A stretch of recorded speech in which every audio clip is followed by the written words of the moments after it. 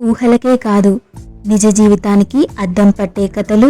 ప్రతి కథలో ఒక పాఠం, ప్రతి పాఠంలో మీకు కొత్త అనుభవం. Welcome to Aditya stories. ఈరోజు మనం మరొక చక్కటి కథని చెప్పుకుందాం. శిబి చక్రవర్తి ఆపదలో ఉన్నవారికి సాయం చేసేవాడు. ఎవరు ఏది అడిగినా దానం చేసేవాడు. ఒకరోజు ఒక పావురం వచ్చి ఆయన దగ్గర వాలింది. తనను కాపాడమని బతిమాలింది.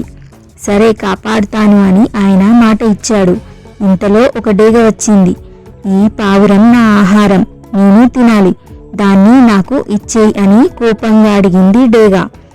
పావురాన్ని ఇవ్వను, దానికి బదులుగా ఇంకేదైనా అడుగు అని అన్నాడు శిబి చక్రవర్తి. అయితే పావురం అంతా బరువు గల నీ తొడ మాంసం ఇవ్వు అని అడిగింది డేగ. అప్పుడు శిబి చక్రవర్తి వెంటనే త్రాసు తెప్పించి ఒకవైపు పళ్ళెంలో తన తొడ మాంసం కోసివేశాడు. ఎంత మాంసం కోసివేసినా పావురంతో సమానం కాలేదు. చివరికి తానే త్రాసులోని రెండో పళ్ళెంలో కూర్చున్నాడు. పావురానికి బదులుగా మొత్తం తన శరీరం అంతా తినేయమని డేగను వేడుకున్నాడు. వెంటనే డేగ ఇంద్రుడిగా మారింది, పావురం అగ్నిదేవుడిగా మారింది. వాళ్ళను చూసిన శిబి చక్రవర్తి ఆశ్చర్యపోయాడు. ఇంద్రుడు మరియు అగ్నిదేవుడు ఇలా అన్నారు: శిబి చక్రవర్తి, మేం నిన్ను పరీక్షించాలని వచ్చాం. ఈ పరీక్షలో నీవే గెలిచావు. నీ దానగుణం, త్యాగగుణం చూసి సంతోషించాం.